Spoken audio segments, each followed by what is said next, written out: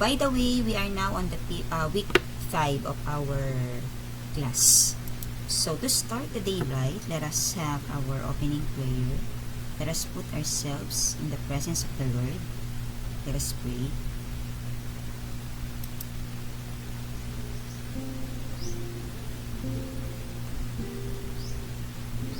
Let us pray. Our loving and generous God, we praise and thank you for the bountiful blessings you have given us. Thank you for giving us a mind that can know and a heart that can love. Thank you for giving us a chance to continue learning amidst the pandemic that has caused a lot of changes in our lives. We are sorry for the times we have failed you. We humbly ask for your forgiveness. Father, help us to stay focused on our studies. When learning becomes difficult, grant us the gift of courage and enthusiasm. Grant us the grace to use our knowledge in making a difference to the lives of the people around us. All this we pray in your mighty name. Amen. Amen. Okay, so good day everyone. As I've said a while ago, we are now on the 5th week of our subject. Pero if you can see the PowerPoint presentation that I presented to you, okay, we are actually on the week 6 and 7. Okay, I included already the week 7 on your learners package for the reason that the law of sine and the law of cosine are related actually. And I believe that you can understand it well kasi nga on the law of cosine, we are still going to use the law of sine for you to be able to use this law or this rule. Okay? So, wag malilito class ha. Nasa pang-5 pa lang tayo ng meeting. Pero, pinagsama ko na. Last week, we have already our week 4 and week 5 on your learner's package. You have all your copies on our Google Classroom. And then, some are posted also on our group chat if you want to go back on the learner's package. Okay? So that by next week, on the week 6, nasa week 8 na tayo ng learner's package. And because of that, kasi since that per quarter, we only have 8 weeks to discuss. So, ang ibig sabihin on next week will be our last topic in math. Okay? So, for the next week, yung pinaka week 7 natin is assessment. Exam na yon. Ibig sabihin nun, hindi ko na kayo ini-meet ng online. Magsasagot na kayo ng inyong exam, which will be posted on our Google Classroom. And then, for the week 8, okay, is your completion week. So, mabilis tayong matatapos on our subject. So that if you miss something, okay, if you miss activities, learning activities on the previous weeks, pwede nyo itong mabalikan. Okay? So, based on our learner's package, let me just check may humabol. Okay? Based on the learner's package, which is posted to our Google Classroom, for the week 6, this focuses on the law of sines. Ayan. Okay, so this will be our target. How to illustrate the law of sines. Okay. And this will be the content.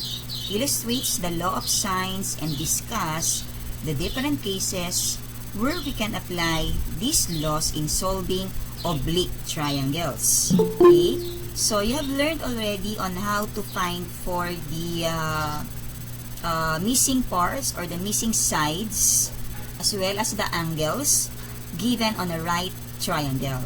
So, this time, our focus will be on another type of a triangle. Tapos na tayo doon sa right triangle. So, we are now going to have the parts of an oblique triangles. Okay? So, for the week 7, after the law of sines, we'll have the law of cosines. So, here, our target is how to illustrate the law of cosine. So, this will be the content of the topic. Illustrates the law of cosines and discuss the different cases where we can apply these laws in solving an oblique triangles. Okay? So, by the way, class, what are oblique triangles? May idea ba kayo on, kasi diba we are done already on a right triangle. So, pag sinabi natin oblique triangles, what can you say on the measurements of the sides kaya ng triangle? Ma'am, ako po. What are oblique triangle? Yes, Vera? Ma'am, based lang po sa observation ko, yung itsura po ng triangle na hindi po ganun ka straight line yung isa pong side. Bale, pwede po siya maging acute triangle and obtuse triangle po. Very good, Vera. Okay? So, that's correct. So, which means to say that kung hindi pantay, gaya nga na sinabi kanina ni Vera, kung hindi pantay ang mga side, then it will form either an acute or an obtuse triangle or obtuse angle. Then there is no cases that there will be a right angle on the given triangle. Siyempre, kung oblique triangle yan, hindi pwedeng magkaroon ng 90-degree angle on the given figure. Okay? So, it could be, pag sinabi nating obtuse, ano ba yung mga obtuse angles? What can you say on the measurement of an obtuse triangle? This will begin from what values? Ma'am, ako po. Yes, Cherry? Yung obtuse angle po, bali greater than 90 degrees po siya. Okay. Tapos yung acute angle naman po is less than 90 degrees. Very good, Cherry. Okay. So, again, ulitin ko sinabi ni Cherry, when you say obtuse angles, these are the angles whose measures begin from 91 and above. Mataas siya sa 90 degrees. So, 91 hanggang 179 degrees to be exact. Kasi pag 180 degrees, hindi na yan obtuse triangle. Okay? And then, pag sinabi naman natin acute angles, these are the angles whose measures begins from or less than 90 degrees. So, mag-start ng 89 until 1 degrees. So, ayan yung mga acute angles natin. Okay?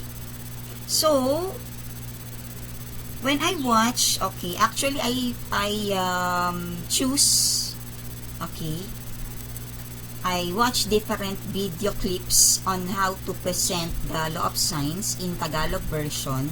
Pumili ako ng dalawang video clips which I think maintindihan ninyo ito ng maayos before we go to your performance task this morning.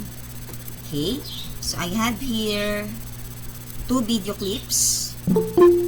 Okay? One is from the video or ito yung video clip, the Tagalog version of the law of sine. How to compute. Again, ang pinaka-target natin is how to compute for the missing sides, the missing angles, to be able to complete the values on an oblique triangle using the law of sines and the law of cosines. So, let us now watch. Okay, meron pa bang humahabol? Ilan na ba kayo ngayon? May mga humahabol pa. So, 51 na kayo ngayon. Palang. Okay? So, let us now watch, okay, the law of sines, how to compute for the sides, the missing sides, and an angle, or the angles, on an oblique triangle, using the law of sines. Okay? Lalakasan ko lang ng konti. Okay. So, here it goes. Tapos, after watching the video clips, we're going to have question and answer. Kung meron kayong, if you have something to clarify on the video. Okay. So, makinig mabuti. Sa pagkuha ng mga missing sides ng isang triangle, usually ang ginagamit natin sa Pythagorean theorem. However, yung Pythagorean theorem, limited lang siya sa right triangle. So, paano naman kung ang triangle na ginahanapan natin ng mga missing parts hindi right triangle? So, diyan papasok yung law of sines. So, ang law of sines, ito yung formula sa trigonometry kung saan pwede natin mahanap yung mga missing parts ng triangle even though your triangle is not a right triangle. Now, isa sa mga mahalagang malaman nyo sa paggamit ng law of sines ay yung pagsulat nyo ng mga angles at pag-name ng mga sides. Mapapansin niyo lahat ng mga angles ko are capitalized letter at lahat naman ng mga sides ko is small letter. So yan yung kailangan yung unang gawin kasi hindi nyo pwedeng basta na lang maglagay ng mga letters randomly doon sa triangle at mga sides doon sa triangle. So ito yung technique ng pagsulat ng mga letters or mga angles at sides dito sa oblique triangles. So kapag nag-start kayo dito ng A, pwede kayong mag-start dito ng A or B and C or dito yung A, B or C. So it doesn't matter where you start. However, yung mga sides nyo kailangan corresponding doon sa mga angles nyo. So kung dito yung sinulat si A, ang opposite side niya should be small letter A. At dito sa angle C, opposite side niya is C, at yung capital letter B, which is represented by an angle, opposite side niya will be the small letter B. So, kailangan corresponding yung mga letters nyo para magamit yung law of sines. At ito yung sine law na gagamitin natin sa paghanap ng mga missing sides. At isa pa sa mga bagay na kailangan yung gamitin sa pag-solve ng law of sines. Wait lang class may humabol. Okay. So, yan, as in, if you can still remember the presentation that I made last time on a right triangle, you have to be very specific on the use of a capital letters, okay, which is a representation of the angles, and small letters for the sides of the triangle. No matter what kind of a triangle it is, kahit na right or oblique triangle pa yan, basta palaging ganon ang sistema on using the capital and the small letters on a triangle. And then I also emphasize to you that when you place the angle A here, the opposite side must be indicated by small a. Kailangan pare-parehas iyan. Okay? So, let's continue watching. Sa pagkuha ng mga missing sides ng isang triangle, usually ang ginagamit natin sa Pythagorean theorem. However, yung Pythagorean theorem, limited lang siya sa right triangle. So, paano naman kung ang triangle na ginahanapan natin ng mga missing parts hindi right triangle? So, diyan papasok yung law of sines. So, ang law of sines, ito yung formula sa trigonometry na kung saan pwede nating mahanap yung mga missing parts ng triangle even though your triangle is not a right triangle. Now, isa sa mga mahalagang malaman nyo sa paggamit ng law of sines, yung pagsulat ng mga angles at pag-name ng mga sides. Mapapansin niyo lahat ng mga angles ko are capitalized letter at lahat naman ng mga sides ko is small letter. So, yan yung kailangan yung unang gawin kasi hindi nyo pwedeng basta na lang maglagay ng mga letters randomly doon sa triangle at mga sides doon sa triangle. So, ito yung technique ng pagsulat ng mga letters or mga angles at sides dito sa oblique triangles. So, kapag nag-start kayo dito ng A, pwede kayong mag-start dito ng A or B and C or dito yung A, B or C. So, it doesn't matter where you start. However, yung mga sides nyo kailangan corresponding doon sa mga angles nyo. So, kung dito yung sinulat si A, ang opposite side niya should be small letter A, at dito sa angle C, opposite side niya is C, at yung capital letter B, which is represented by an angle, opposite side niya will be the small letter B. So, kailangan corresponding yung mga letters nyo para magamit yung law of sines. At ito yung sine law na gagamitin natin sa paghanap ng mga missing sides. At isa pa sa mga bagay na kailangan yung gamitin sa pag-solve ng law of sines is a scientific calculator. Kasi kailangan yung makuha yung specific value ng mga angles and sides using a scientific or graphing calculator. So ito yung unang example natin sa paggamit ng law of sines kapag ang given triangle natin is oblique. Sa given triangle na to, meron tayong angle A which is 110, meron tayong side A which is 125 inches, and side B which is 100 inches. Now, kapag in-sketch nyo na yung triangle nyo, ito yung magiging itsura ng triangle nyo. So, 110 degrees is an obtuse triangle, kaya medyo malaki yung angle na ginamit ko. Tapos, dito yung A, at kapag nilagay ko dito yung capital letter A, yung opposite side nga should be small letter A. Kaya dito si 125 inches. Now, si side B naman, pwede ko siyang ilagay dito, or angle B could be here or here, pero kailangan yung gawin na yung opposite side niya should be the small letter B. So, in this case, sinulat ko si letter B dito sa corner na to, at opposite side ng angle B will be the small letter B, which is 100 inches. So, meron na ako ngayong representation ng triangle ko at ang mga missing parts niya. So, I need to find angle C, angle B, at saka side C. So, ito yung unang step sa paghanap ng mga missing parts na yan nitong triangle na to. So, ang step 1 ko, hahanapin ko ngayon yung side or angle na kung saan meron akong missing parts. So, dito, pwede akong A equal to B, or B equal to C, or C equal to A.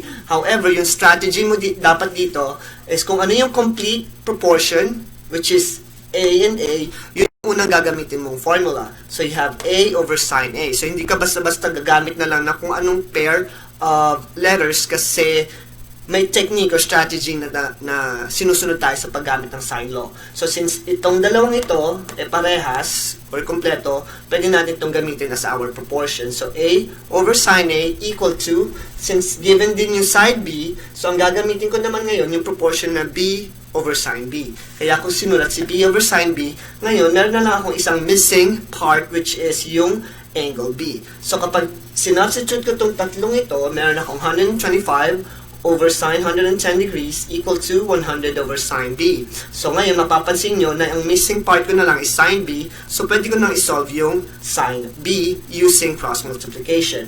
So, pag cross multiply ko sila, sine B will go here, 125 will be at the denominator, tapos yung sine 110 will be right next to 100. So, kapag nire-write ko yung equation at in-isolate ko si sine B is equal to 100 times sine 110 degrees all over 125. At ito yung kinakailangan nyo gamitan ng calculator. So, sa scientific calculator nyo, kapag dinivide nyo to, it will be equal to 0.7518. Now, since angle ang hinahanap natin, it doesn't make sense na yung angle nyo is 0.7518 kasi kailangan whole number, at least whole number yung angle nyo at hindi 0.718 lang. So, meron ka pang step na kailangan gawin. At yung step na yun, using the scientific calculator, is to find or to use the sine inverse. So, dun sa scientific calculator nyo, just push shift at saka yung sine, lalabas na to. Tapos, isama nyo si 0.7518 para makita nyo yung angle. So, B will be equal to 48.74 degrees using your scientific calculator. Kaya, nahanap na natin ngayon si angle B. So, since meron na tayong angle B, ang problemahin na lang natin is paghanap ng angle C at saka side C.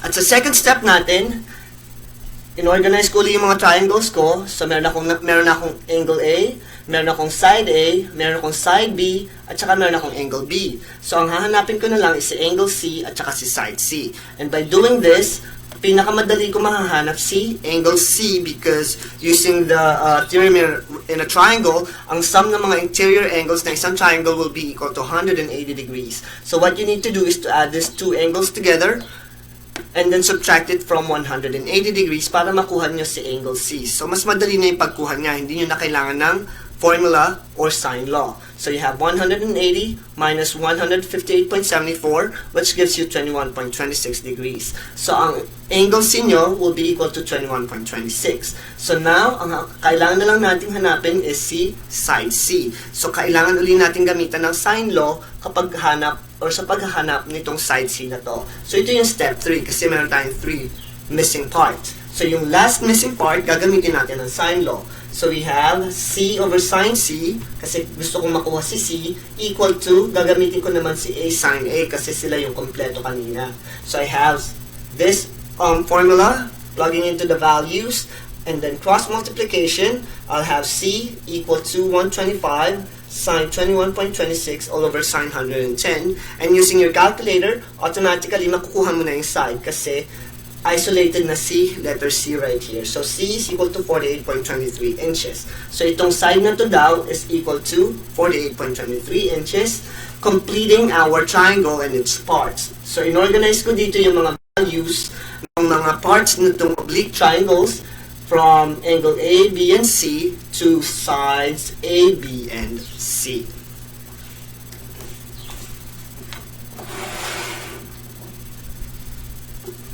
Sa second example natin, ang mga given parts naman ng triangle natin, meron tayong dalawang angles at isang side. So, angle C, angle B, at side A. So, pag sketch ko yung triangle, ito yung triangle niya. So, meron akong given na C, given ng A, given ng B. I just need to find itong mga parts na to. So, ang pinakamadaling hanapin dyan sa step 1 ko will be angle A kasi given ako ng dalawang angles. So, to do that, all I have to do is to add these two angles, which is 10 plus 60, and then subtract it from 180 degrees. So, ang angle A ko is equal to 110. So, meron na agad akong angle A. So, ang kailangan ko na lang hanapin is yung mga sides. At sa paghanap ng sides, kailangan ko ng sine law. So, yung una kong hanapin will be side B. So, once again, yung step na to, pwede nyo hanapin muna si C or si B. It doesn't really matter kasi parehas nyo pa rin siyang hahanapin in the end. So, since meron akong kompletong pair, which is A and A, yun ang gagamitin ko. Si A sine A equal to yun dun sa hanapin ko, which is B over sine B. Now, I have only one missing part, which is yung side B. So, pwede ko nang gamitan ng formula. Using cross multiplication, I'll have B equals to 4.5 sine 60 degrees equal to sine 110 degrees. And using your calculator, B is equal to 4.15 feet. So, dyan makukuha nyo na yung part na to using the sine law. At yung last part ng triangle nyo, which is side C, gagamitan nyo ulit siya ng sine law. And this time, since C yung missing, I have C over sine C right there. So, I have A over sine A equal to C sine C. You plug it all in and then cross multiplication. And using your scientific calculator, it will give you 0.83 feet. So, kompleto na ngayon yung triangles nyo. So, ito yung mga parts noong oblique triangles ko using the sine law. A, B, and C, or angles A, B, and C, and side A, B, and C. Okay, so that is for the law of sines. Alright? So again, for the law of sines, you have to remember this. Okay, this figure for the law of sines. So you have there the complete angles beginning from angle A, B, and C. Then the opposite sides are the corresponding letters, okay, on each angles. Alright? So here, just like on the video, if this is angle A, if you put A here, then the corresponding letter or the opposite letter to be written is small a. For angle C, if you put C here, then the corresponding side must be indicated by C. And then if you put angle B here, then the corresponding side is B. So you have to put small b. Now, on the video clip, what he used is this part, diba? Okay, so it means to say that you can actually interchange the numerator and the denominator. So, meron tayong two possible formula when using the law of sines. Basta, it should be in order. It should be proportion. If you put sine A at the numerator, you make sure that the denominator must be the side A. Okay? Just like on the side B, dapat ang nasa denominator, angle B, sine B, you have to put small b, okay, at the denominator. And then kung ang nasa taas ay sine C, then you put C at the denominator. So, the same with when you put the letters or the sides at the numerator, you have to place the corresponding angle at the denominator. So, here's A over sine A equals B over sine B equals C over sine C. So, based on the examples or on the video clip, napansin niyo ba class that when you solve for the missing part, you have to choose only two proportions na naka-equal. So, ang pinaka-technique din class, dapat yung pipiliin ninyong letter ay yung given na parehas. Tapos dito, halimbawa itong angle A and side A, parehas silang given. Okay? Pag dito sa equals to sine B over B, it could be that the angle B is given and then the side B is missing. Okay? Basta doon sa apat na letters, okay, or two proportions na ibinigay, one part only is missing. So, may clarification ba kayo on the law of sines? Before we go to the next video, for the example of the law of cosines, may clarification ba on the law of sines? Naintindihan ba yung video clip? May questions ba? Silence means no, none. Siguro walang tanong. Pero naintindihan ba, class? Okay, sinong nakaintindi? Comment 2 on the chat box. Naintindihan yung video clip. Okay, sige. Thank you, Angel, Vera, Matt, Jairus, Cherry, Khalil, Joshua, Listen, Joshua, Alec, Rosemary, Vanna, Justine, Kinsey, Etherly, Margaret, Nicole, Julian, James, Bernard, Abigail. Okay. So, thank you for may mawal pa. Nanani and Fiona. So, if no questions, then let's have the examples or the video clip for the law of cosine.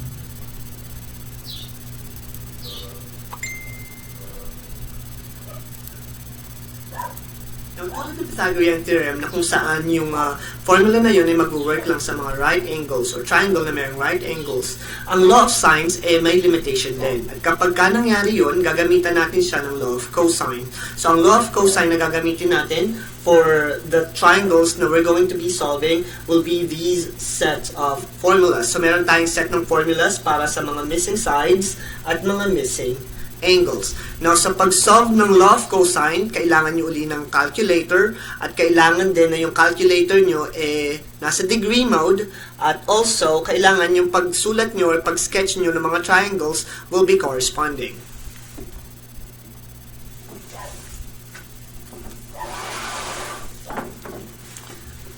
So, ito yung una nating example para sa law of cosine. So, we are given side A, side B, and side C. So, mapapansin nyo dito sa problem na to, wala tayong given angle. At kapag ang condition nyo or ang situation nyo walang given angle, law of cosine ang gagamitin nyo. So, ang first step nyo is to observe which one is or which side has the longest side doon sa mga given sides at doon kayo mag-uumpisa. At dito, ang pinakamahaba natin is C or side C. So, gagamitan natin siya ng formula for a missing angle which is cosine C equal to A squared plus B squared minus C squared all over 2AB.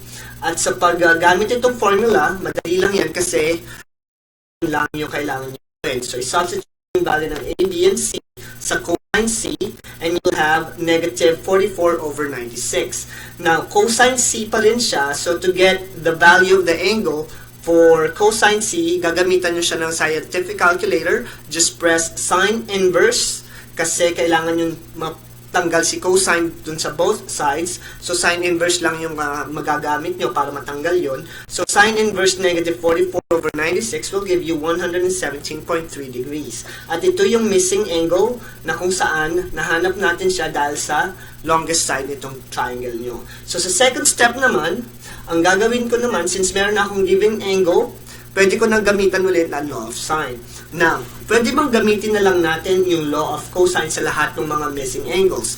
And the answer is yes. However, since mas comfortable ako sa paggamit ng sine law, gagamitan ko siya ng sine law as opposed to using the cosine law once again. So, using the sine law, since meron na akong angle C, magagamit ko na siya kasi meron akong side C at meron akong angle C. So, ang kailangan ko na lang hanapin is C, either angle A or angle B. And in this case, I am looking for B or angle B.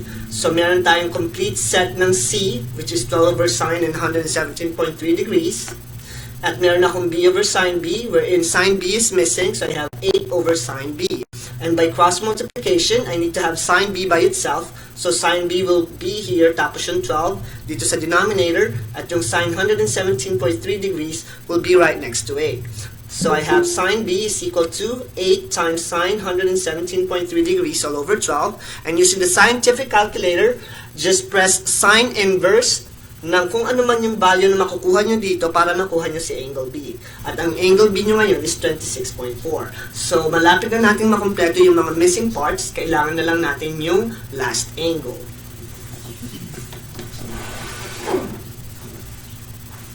So, ito ulit yung triangle na binigay sa atin at yung mga angles and sides na kailangan nating hanapin.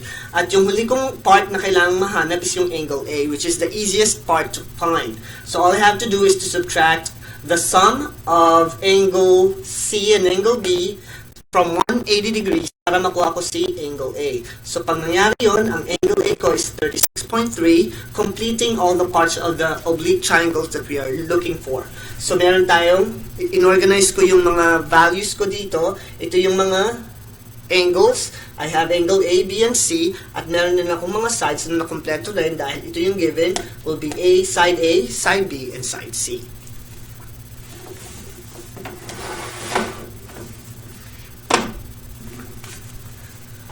Sa second example ko naman, meron akong given angle, isa lang, at meron akong two sides, which is side C and side A.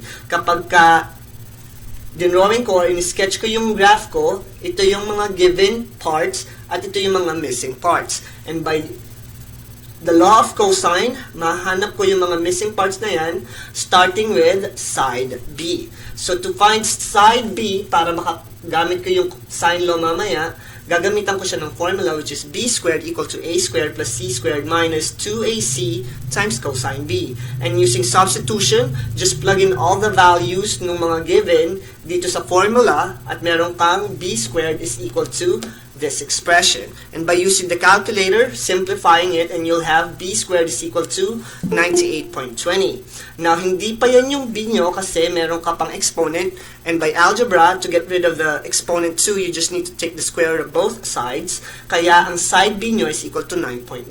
So ngayon, nahanap na natin sa side B. Kailangan na lang natin hanapin yung dalawa pang natitirang missing parts. So, in this case, sa second step, gagamitan ko na ulit yun ng sine law kasi meron na akong complete set ng fraction which is B and B at hahanapan ko na lang si C or si A. So, in this case, I'm looking for A, so I have B over sine B equals A over sine A.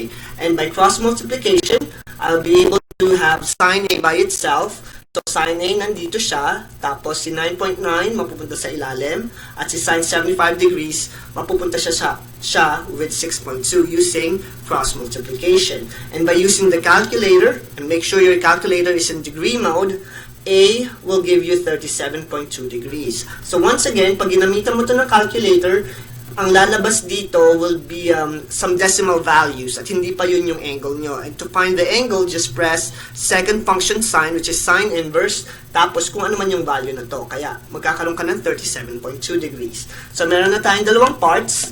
Ang hahanapin na lang natin is yung last missing part, which is yung angle C.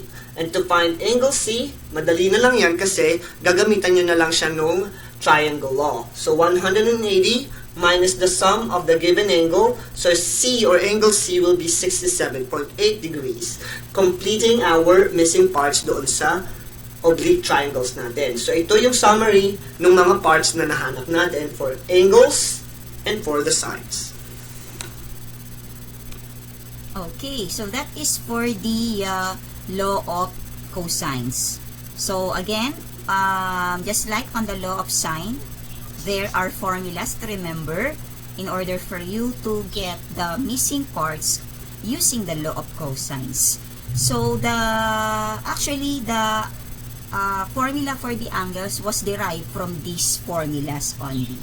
So for the law of cosines, again, to be able to look for A, the formula is A squared equals B squared plus C squared minus 2 times B times C times cosine angle A.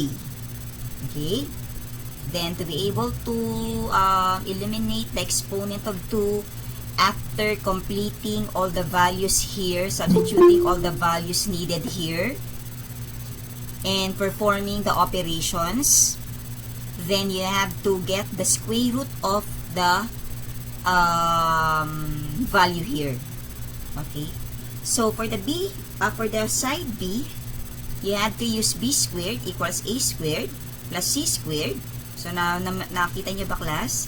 Kung ano yung given dito, ang i-add natin yung dalawang side. Okay? Na given. Minus 2AC, kung ano yung given letters, times cosine B. Okay? And then, to be able to look for side C, we have to use the formula C squared equals A squared plus B squared minus 2AB cosine C. So, madali siyang tandaan yung formula kasi kung ano yung nawawalang side, ayun yung pinamumultiply natin na letter for the angle. Okay? Side A, angle A, side B, angle B, side C, angle C. Just like on the values to be added on the first part of the formula, if it is A, if the missing side is A, ang ina-add natin are the squares of B and C. If the missing is B, then the sides to be added are A and C, the squares of A and C. And if C is missing, then the sides to be added are the squares of A and B. Tapos palagi siyang minus 2 same letters to be multiplied. So, yan ang technique on the law of cosine. So, may tanong ba on the video clip or on the examples indicated on the video presentation before we go to the next part to your performance task or your group activity for today's task? May tanong ba? Naintindihan ba yung... sige, Margaret, question. Yung po sa may example number 1 for In the law of cosine? Yes. Getting cosine B, capitalized B. May mali po dun sa may given. Nilagay niyo po is number 8 instead of number 6. Okay. Nakita mo yun. Very good ka, Margaret. Balikan natin. On the example 1 yan, Margaret. Sige. Sige nga, tingnan natin ulit. Cosine. Okay, meron daw sa first part. Pythagorean theorem na kung saan yung formula na yun ay mag-work lang sa mga right angles or triangle na may right angles. Ang law of sines may limitation din. At kapag ka nangyari yun, gagamitan natin siya ng law of cosine. So, ang law of cosine na gagamitin natin for the triangles na we're going to be solving will be these sets of formulas. So, meron tayong set ng formulas para sa mga missing sides at mga missing angles. Now, sa pag-solve ng law of cosine, kailangan nyo uli ng calculator at kailangan din na yung calculator nyo nasa degree mode at also kailangan yung pagsulat nyo or pag-sketch nyo ng mga triangles will be corresponding.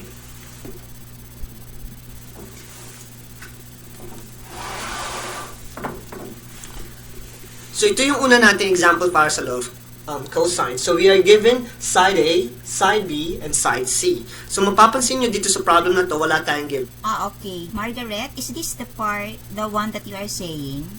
Yung B should be 6. Margaret? Ito ba yung... okay. Very good, Margaret. Nakita nyo rin ba yung class? Tingnan natin, na-check natin yung computation niya. C is 12. Sine angle C. Okay. So, ito yung C natin. 117.3 degrees is equivalent to B, which is supposed to be 6. Okay. Namali siya ng sulat dito. Then, sine B, angle B is missing. Okay. So, after that, i-cross products nyo yan. Kaya, magiging 12 multiplied by sine B equals 8 multiplied by sine 107.3 degrees. Tapos, you have to place sine B here. Kaya napunta dyan. I-divide natin siya by 12 para matanggal si 12 sa tabi ni sine B. Kaya si 12 ay napunta sa denominator. So, it should be 6. Okay. Everybody, if you have your calculator with you, you're going to multiply 6 by sine. Okay, kunin nyo muna para hindi kayo mamamali on your calculator. You're going to press sine 107.3 degrees multiplied by 6, then divide it by 12. Okay, so the answer is not 26.4 degrees. So, kung mali siya dito, bali, mamamali din yung sagot niya sa angle A. Okay?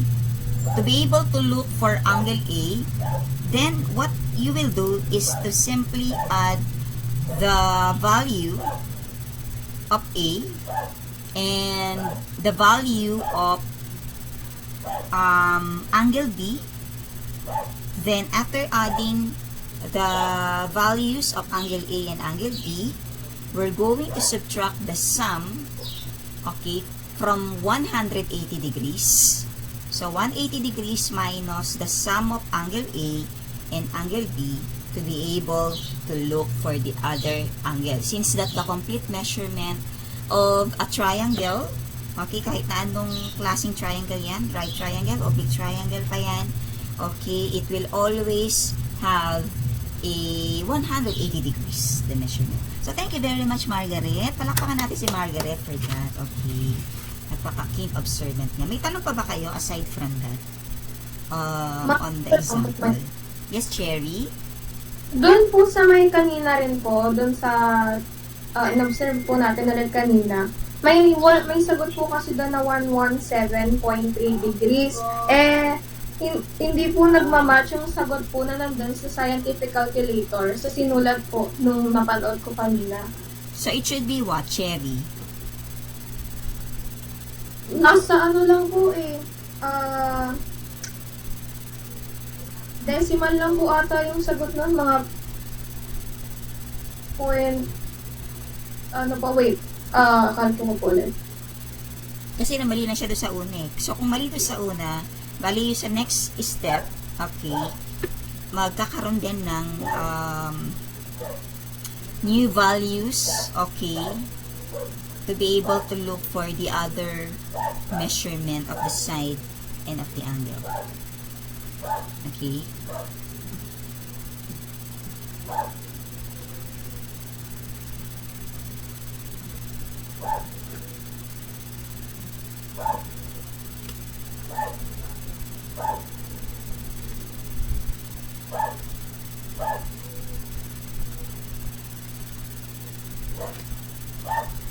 Ma'am, paano na po kinuha yan doon sa may kanina rin? What part of the triangle are you referring to? Angle or the side? Yung sa angle po, angle. Cosine T po. What letter? T po. Ha? D? C po. C. C of example 1. Opo. Katulad din po kanina. Wait lang balikan natin. Now, tulad ng Pythagorean theorem na kung saan yung formula na yun ay mag-work lang sa mga right angles or triangle na mayroong right angles, ang law of sines may limitation din. At kapag ka nangyari yun, gagamitan natin siya ng law of cosine. So, ang law of cosine na gagamitin natin for the triangles na we're going to be solving will be these sets of formulas. So, meron tayong set ng formulas para sa mga missing sides at mga missing angles. Now, sa pag-solve ng law of cosine, kailangan nyo uli ng calculator at kailangan din na yung calculator nyo nasa degree mode at also, kailangan yung pagsulat nyo or pag-sketch nyo ng mga triangles will be corresponding.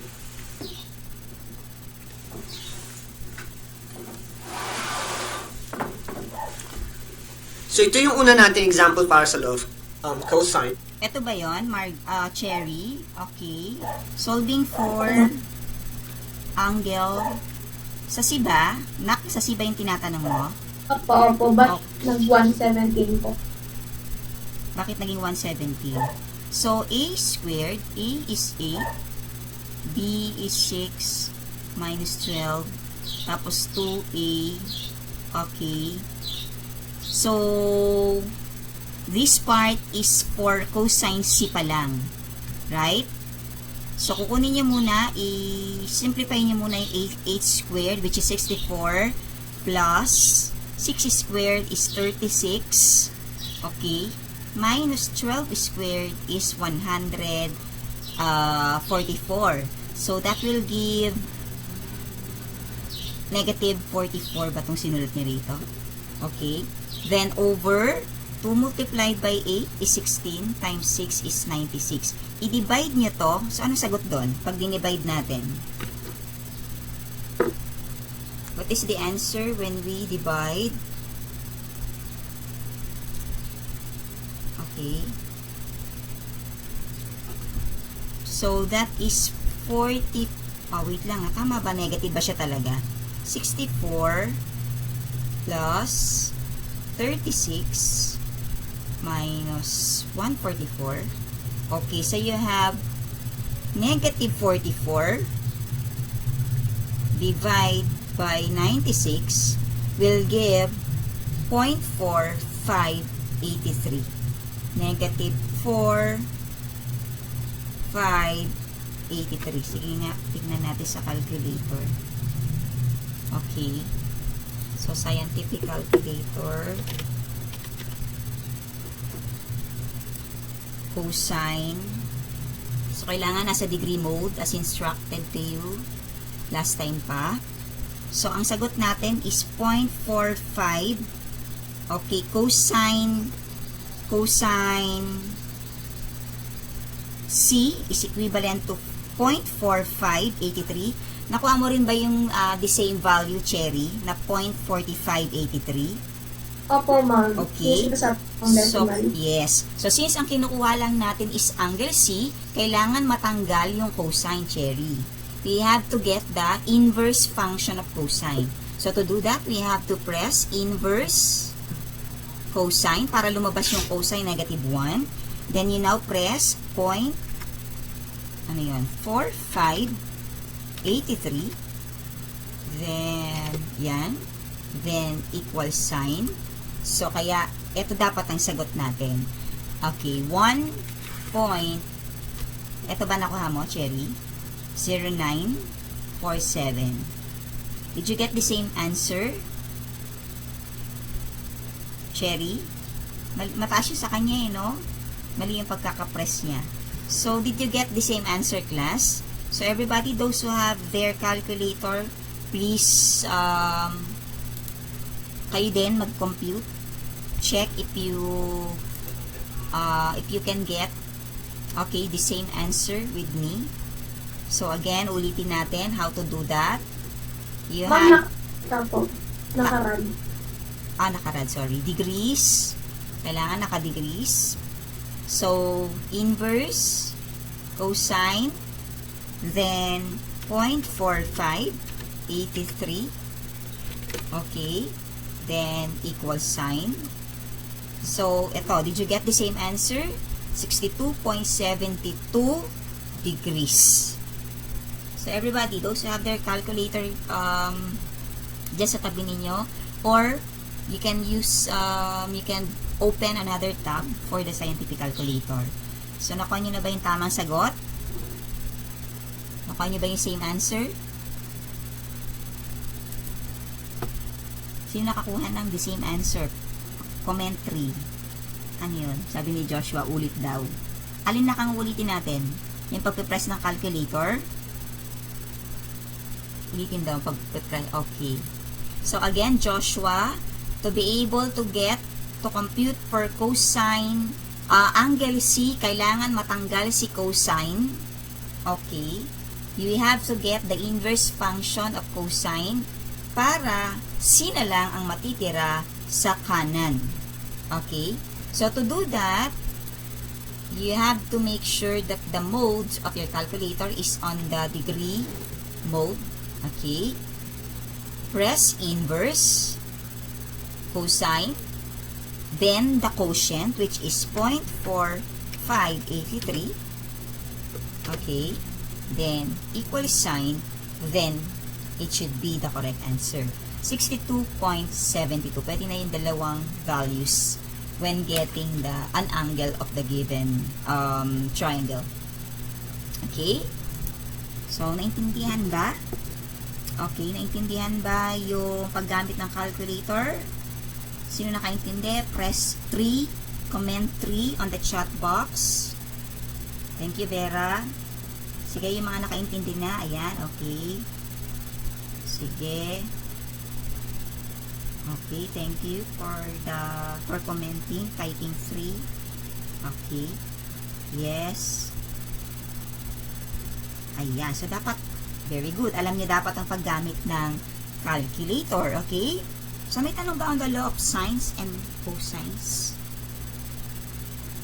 Meron pa kayong hindi nakuha? Na-picturean niyo ba? Na-screenshot niyo ba yung mga formulas to remember? Kasi you'll be using that on the group activity. Okay, ito yung sa law of sines. Again, ulitin ko, pwedeng magkabaliktad yan. It could be the angle is placed at the numerator, then the sides at the denominator. It could be that the side is at the numerator and the angles are at the denominator. So, for the cosine, you have here the formulas. If you're looking for the sides, hindi ko na-picturean yung angle. Pero if you're going to look for cosine, for angle C, okay, you have to use the formula. Cosine C is equivalent to A squared plus B squared minus C squared over 2AB. If you're looking for angle A, then you have to use cosine A is equivalent to B squared plus C squared minus A squared all over 2BC.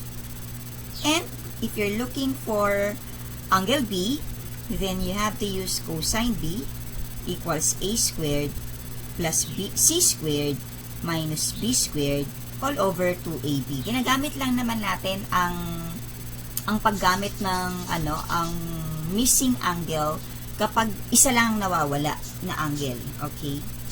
Ginagamit natin yung mga formulas na ito. Then after that, on the next part of it, since dalawang given angle ay given na, okay? Dalawang angle pala ang nawawala.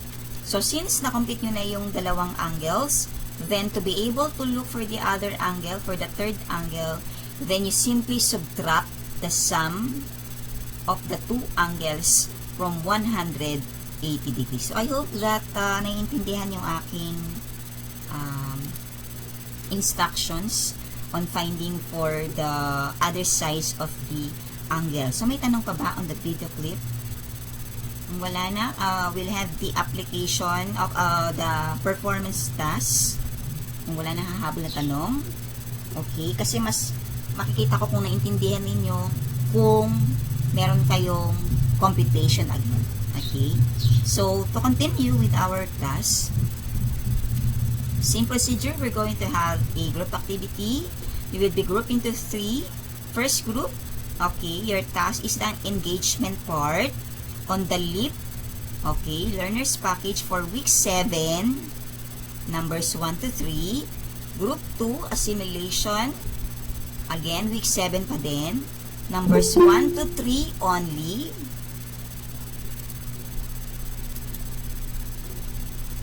Okay, numbers 1 to 3 only. Group 3, assessment, okay, LEAP package, or the learners package, I'm sorry, week 7, only A, kasi may A and B doon, only A, numbers 1 to 3. So, for group 1, I assigned Andromeda. For group 2, I assigned Aquarius. Okay. For group 3, Aquila. So, you will be given 30 minutes to talk among your members, okay? To answer the assigned task on your group, be sure to choose a representative to explain your answers. The task is posted in our Google Classroom, okay? And then, same procedure, last meetings, go back on our meeting with the same meeting code for the group reporting after the allotted time. So, here's the rubric. Correct and complete, 15 points. So, meaning to say 5 points per number. Okay. Then, creativity is 10 points for a total of 25 points all in all. Okay, for today's activity. Clarification.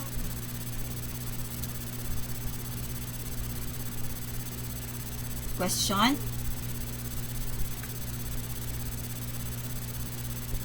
Okay, para na kayo mamili ng ng representative niya per section. So, if none, then it's 9:13. Be back at 9:43 for the presentation. Para mahaba-haba yung inyong okay. So, pakita ko sa inyo nasa na yun, nasa Google Classroom na natin. Okay.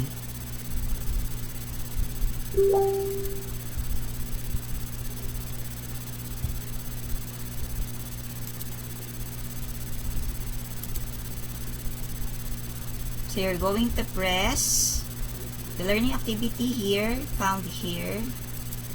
Ayan, lalabas dyan yung tatlo. Kung ano lang yung sa group ninyo, dun lang kayo magsasagot. Tapos dun kayo magta-turn in ng inyong sagot individually. So, same procedure. If the members is not cooperating, then do not include him or her on the list. Okay, one representative per section. Okay, will give me the list of names of those who are not participating or cooperating. Direct na lang sa akin ang pagsisend ng list. Okay?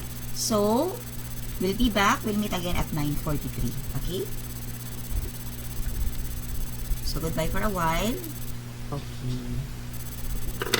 Sige, let us all listen for on the presentation of the Group 1, the Andromeda, for their presentation. So, good morning, Ma'am Michelle. Good morning, Aquila, Aquarius, at Andromeda. I am the reporter for our group. The task that was given to us is the engagement from week 7.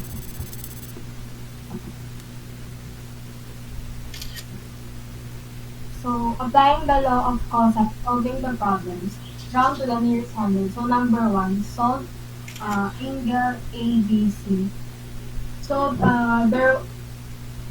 first we use the law of sine to wait. Next slide muna. Next slide muna.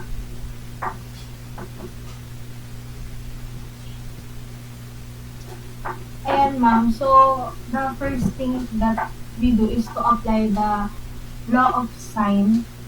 Then, after that, we use the law of cosine to find the remaining angle that we need to find. So, our answer, pakibalik sa first slide. So, our answer for angle A is 112, for angle B is 242, and for angle C is 43.8. Number 2.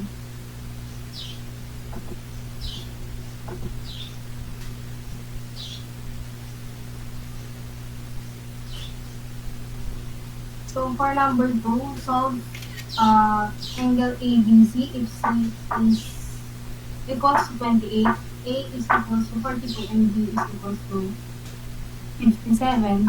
So, correction lang po, yung C po namin is angle, then the A and B is side. So, first, we use the law of cosine to find the to find C. Then, after that we find the angle C, we use it to find the remaining angle using the law of sine. So angle is A is equals to 44.43 degrees. Angle B is equals to 107.57 degrees.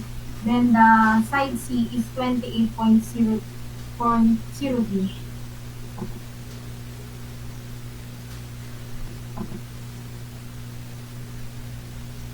So for number 3, so in this one we decided to use the law of cosine for all the remaining angles that we need to find.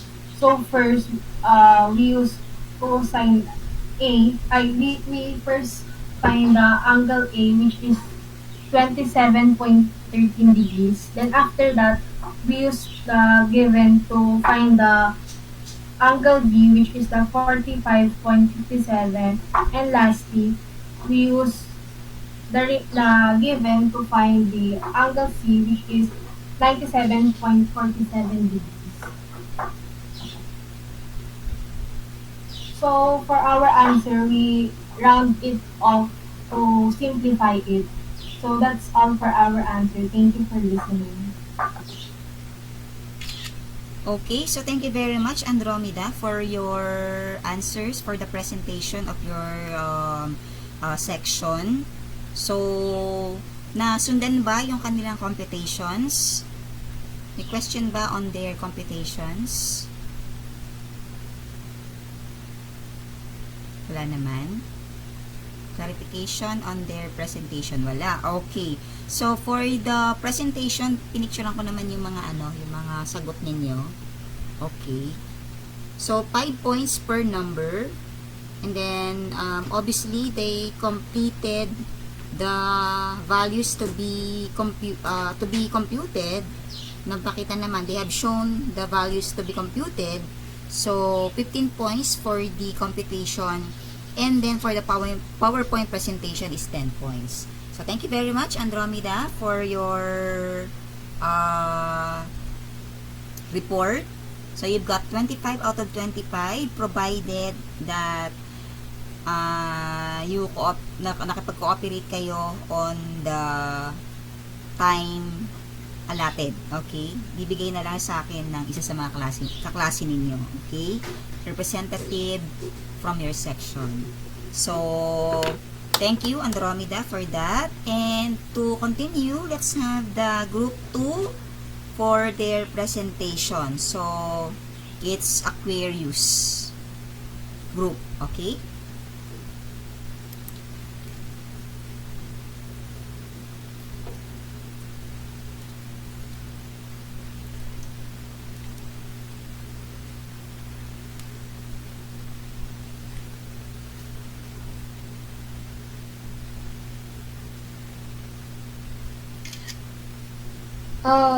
Good morning, everyone. We are from G9 Aquarius. Good morning, Ma'am Michelle. Good morning, Aquila and Andromeda.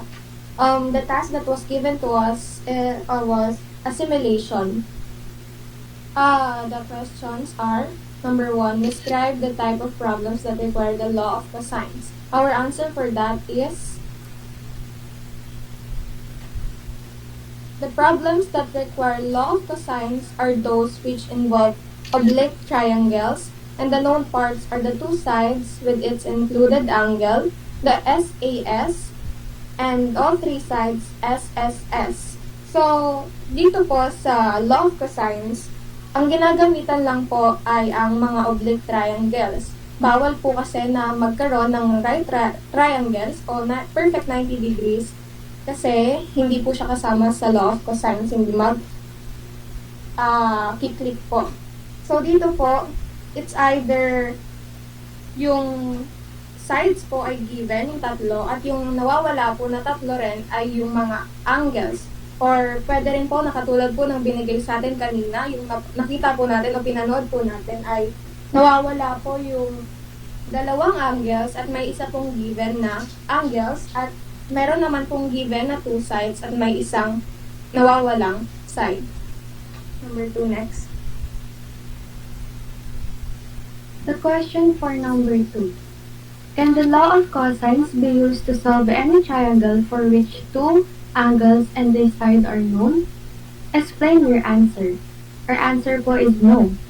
The law of cosine can only be used for oblique triangles where either two sides and its included angle or all three sides are known.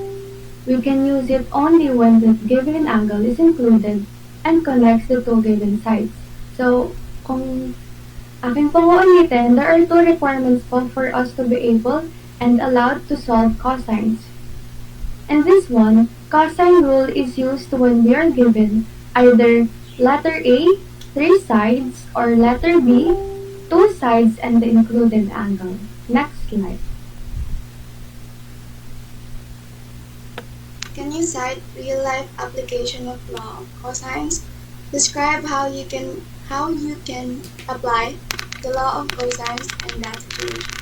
Give at least two situations. First situation, we can use the law of cosine by solving any triangles in a given scenario.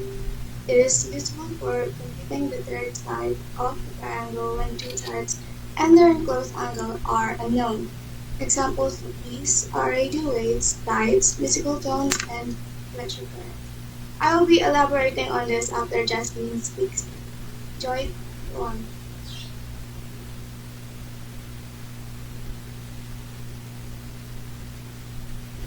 Justin, your turn.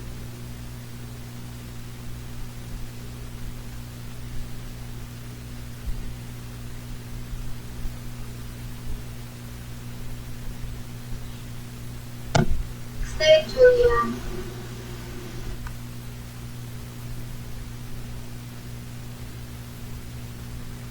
Hello, next slide po.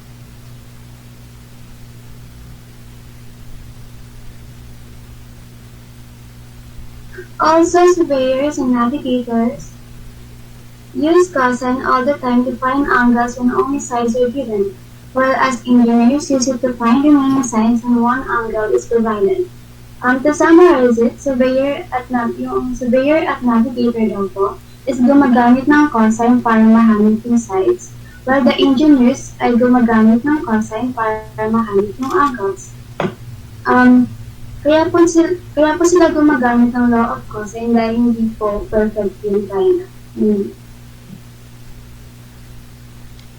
Okay, going back to the first example, as we know, trigonometry literally means computations with triangles. That's why my tri dun sa umpisa, which means triangles.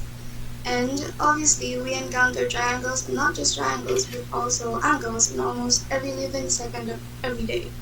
Trigonometry lingers in almost every aspect there is of science, and you can find it used in almost every branch too. But not only that, it can also contribute to our practices in life as well. It might not be true direct practicalities, but in numerous instances, we use trigonometry to calculate both approximate or exact measurements of a lot of stuff. Mainly, it is used in professions that require logical maths, such as engineering, architecture, and even arts, actually. Another example, let's use the example of arts so we can prove more of the practicality of using cosine. Another example is that musical engineers have to know basic trigonometry. Oh my god, I'm speaking fast. Another example is that physical engineers have to know basic trigonometry, like the cosine law, in order to transmit and transfigure sound waves into the music that we all enjoy. It is another fact that proves science indeed lives in everything we do, whether we understand it or not. Cosine laws only barely tackle the tip of the iceberg, and we, as the second group of Aquarius, are happy to be at least learning this newly found knowledge. That would be all for today. Thank you for listening. This has been the group 2. Thank you. Wow, thank you very much, Aquarius. Ang gaganda naman ng mga boses ng mga nag-present ng from the Aquarius. Okay? So, they already mentioned some of the applications. Maraming mga applications that was mentioned, okay, by the group 2. So, very good for that. So, for the answers, as I've said, 5 points per number. So, all answers are complete. And then, the PowerPoint presentation is obviously, okay, presented. It was presented well, okay? So, thank you, Aquarius. You've got 25 also out of 25.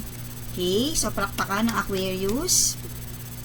And last but not the least, we now give the floor to the Aquilians. Okay, for their presentation. So, doon na tayo sa assessment to be given by the group 3.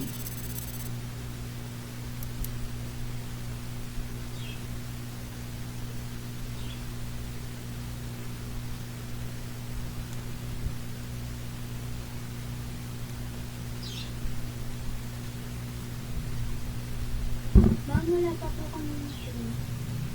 Yes, group 3. Hinihintay pa po namin Si Joshua daw. Joshua, nandiyan ka na ba? Parang wala si Joshua dito, nak. Nag-left ata siya. Sinasagutan niyo daw po yung number 2. Number 3. Okay. So, while waiting for Joshua, for the group 3, okay. So, may clarification ba on the lesson today? May mga clarification ba kayo?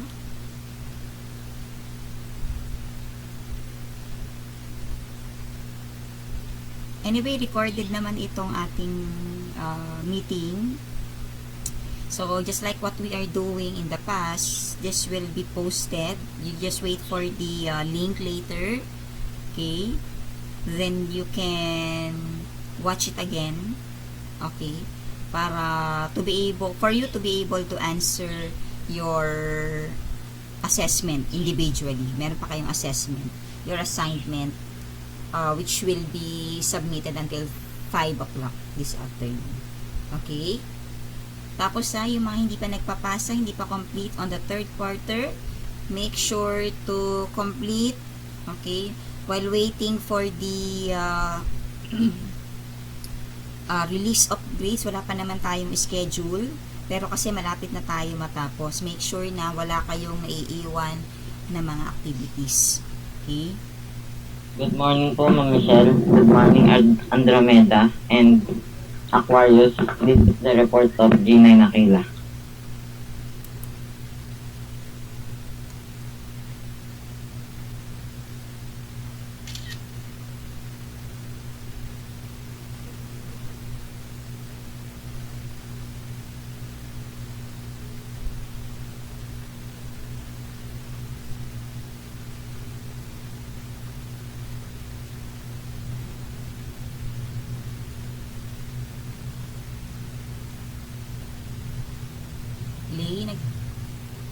Lay, nagsasalita ka ba? Baka nakamute ka.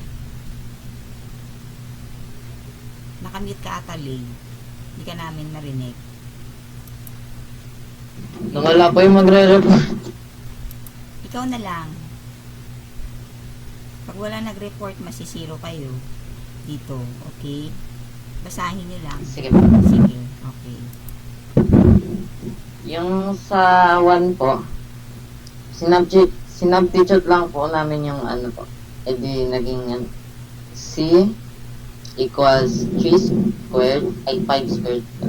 plus 5 squared minus 2 parenthesis 3 times 5 cos 125 degree equals 25 plus 25 minus 50 cosine 125 equals 50.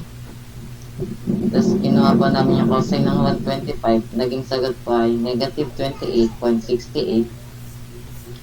Tapos equals 150 plus 28.68 equals 178.68 po yung sagot po. Kasi So, is this the square root already? Nakuha nyo na yung square root neto. Kasi di ba there is an exponent? Chua, is this the sum? Sum pa lang ata to. You had to get the square root. Okay, so for number 1, you have to get the square root of that. Minus 1 kayo dun sa number 1. Okay? Sige, let's continue for the number 2.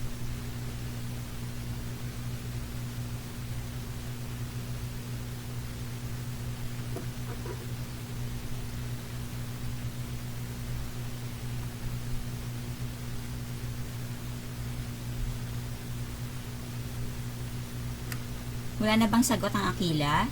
Number 2, wala nang sagot? Ayan, okay. Sige, pakibasa na.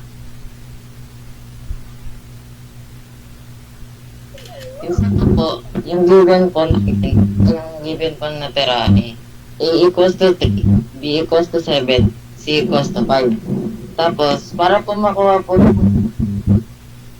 cosine A, sinabstitute po namin yung ano po, cos A, B squared plus C squared minus A squared divided by 2 times B C. Tapos yung sinabstitute na po namin siya, cosine A equals to 7 squared minus 3 squared divided by times 7 times 5.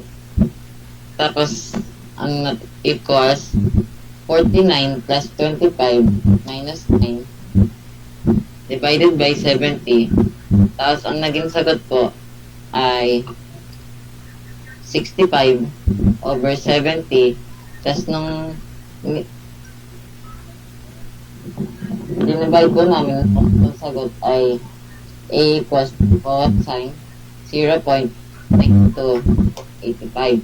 Tapos, yung pinuha po namin yung cosine po, naging sagot po ay A equals 68.20 degree. Tapos, sabi naman po, A divided by sine A equals B divided by sine B. Tapos, substitute naman po natin. Ako natin 3 divided by sin 62 ay 68.20 equals 7 sine B. Tapos cross multiplication po natin.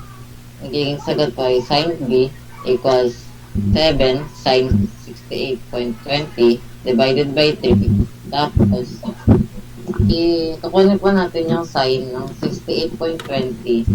Multiply po natin kay 7. Tapos i-divide po natin 8.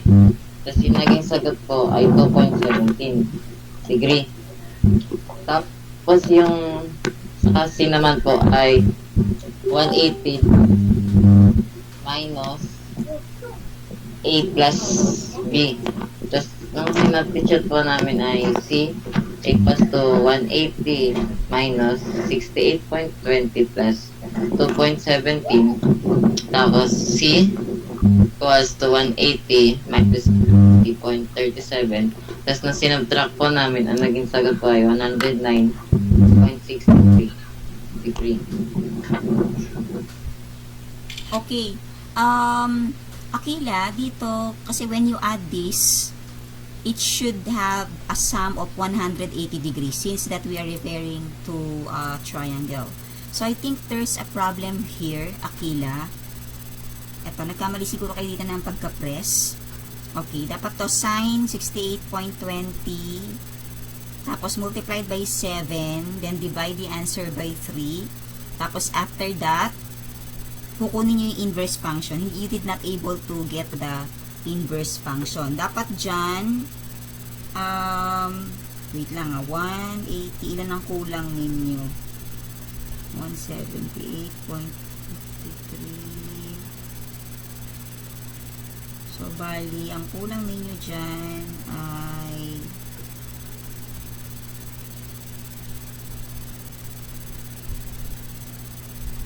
kulang kayo ng 11. Dapat ang sagot nyo sa B ay 13.57. Okay. So, for number 2, minus 1 doon sa angle. So, you've got 4 points on the first, tapos 4 points on number 2. Okay. Meron pa ba? Number 3? Sinagutan nyo rin ba yung number 3? Sorry po malabo pero try ko pong i-explain. Okay. So, ang una po namin ginawa is nilagay po muna namin lahat ng mga given. Tapos, sa pagsagot po ay ginamit ko po ay is law of cosine, which is the c squared equals a squared plus b squared minus 2ab cosine c. So, yung mga letters ay papalitan na natin ng number. So, magiging equals 9 squared plus 9 squared minus 2 times 9 ay times 9 times 9 cosine 115. So, equals ulit, hanapin natin yung square root ng 9, which is the 81 plus 81 ulit kasi 9 squared plus 9 squared. Minus, ipagta-times naman po natin yung 2 times 9 times 9, ang magiging sagot is 162. So, copy cosine 115. So, equals po ulit, 81 plus 81 is 162 minus negative 68.46. Na po yung sagot din sa 162 cosine 115. So, bale, naka-negative po siya ay gagawin natin siyang positive.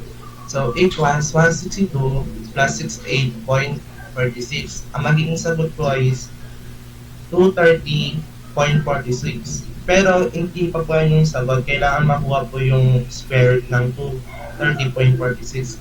Kaya magiging sagot po is 15.1. Ay, 15.1. Sorry, mamali. So, ang saan yung yun? ano po, yung C po, yung 18.5. Ay, letter C. O, sige. 15.1 po yung tama. Ayun po nasa taas. So, nakuha na natin lahat ng line. So, doon naman po tayo sa angle. So, kompleto na po yung angle C, kaya yung line C. Kaya gagamitin po natin is law of sines. So, ginamit ko po is sine A over A equals sine C over C. So, papalitan na po natin siya ng number. So, sine A over 9 equals sine 115 over 15.1. So, gagawin po natin is cross multiplication. Yan po yung nasa baba. So, 15.1 sine A over 15.1 equals 9 sine 115 over 15.1. So, cancel po natin itong 15.1 dito sa gilid. So, ang matitira naman po is sine A over 9 sine 115 over 15.1. So, pag i-ano po natin siya sa scientific calculator, i-ano po natin siya sa degree, inverse sine 9 sine 115 divided by 15.1. Kaya magiging sagot po is 18.15. So, pero di pa po yan yung tamang sagot. Kailangan po natin is arc sine. So, ang magiging sagot po is A equals 32.6. So, yan po yung sagot dun sa angle A. Yan po yung 32.6. So, ngayon, ang natitirang wala na lang sagot is yung angle B. So, yung magiging ano natin dyan is angle B over 180 minus 115 plus 32.6. So, ipag-plus po natin yung 115 plus 32.6, ang magiging sagot is 147.6. So, ipag-minus na po natin yan is 180 over 147.6. Ang magiging sagot po is 32.6. Ma'am, sorry po, hindi ko nalagay. Pero yung sagot, andito sa taas, 32.6. Yun lang po. Okay, so thank you, reporters from the group 3. So, for your scores, meron kayong tagi-isang mali per number. So, for the answers, you've got 12. Kasi out of 15 yun, minus 3, 12. And then, for the PowerPoint presentation, I give you 8. Okay. So, for a total of 20 out of 25 for the group 3. Okay. Tapos, you just give me, please, don't forget to send me the list of names of those who cooperated on your section. So, thank you very much for the reporters. Very good. Lahat ng mga nagpe-present, ng mga nagre-report. Okay, for your cooperation on today's lesson. Medyo mahirap ba yung ating lesson? Nahirapan ba kayo on our lesson? Class? Nahihirapan ba? Hindi naman? Or dahil bago lang yung mga yung ating lesson. Basta, one thing that you have to remember here, syempre, since that we are dealing on the laws, okay, laws of sines and cosines. So, there are formulas that you need to remember for you to get the correct answer. Okay? So, yan. May mga rule tayong sinusunod. So, speaking of laws and rules, syempre in our daily living, there are rules that we need to always follow for us to have, di ba? For us to have maayos na lugar, di ba? Sa bahay, you have your own rules. In school, in our virtual meetings, we have our expected na kayo ay ganun dapat. Okay? So, in the Bible naman, dito na tayo mag-end. There are actually 613 laws or rules, okay, na binigay sa atin that we have to always, as much as possible, we have to remember and we have to follow. Pero ito yung pinaka number 1 that we have to remember. Okay? So this could be found on Ephesians 6, chapter 6, verses 1 to 3. Honor your father and mother, which is the first commandment with a promise, so that it may go well with you and that you may enjoy life on the earth. Okay, so that is the first thing that you have to remember. Yan yung pinaka first commandment sa atin ni God. Okay, so even though syempre sometimes, di ba, wala namang perfect parents, there is no perfect father and mother, but remember that we cannot choose our parent. Okay, and then we are so grateful, di ba, that na meron tayong parents dito sa earth, and we have to love them kasi nga isang araw they will be gone, mawawala na rin sila dito sa earth when their mission is done already. Okay, so that's all for today. I hope that you understand our lesson. Ito na, binigay ko na sa inyo kanina. Kindly visit our Google Classroom for your assessment. You're going to answer letter A 1 to 3 and B 1 to 2. Okay, this is found on your learner's package from week 6 to. Okay, nakapost na to sa ating Google Classroom. Kung hindi maintindihan or hindi medyo malabo yung pagkaka-picture ko, ang sasagutan po ninyo doon, nasa Google Classroom na, nasa group chat na natin. Okay, week 6, letter A, 1 to 3, B, 1 to 2. Don't forget your attendance and reflection. Then please turn in your finished outputs until 5 p.m. today. Okay, so have a great day, everyone. Thank you for listening. Thank you for being with us. Keep safe and God bless you.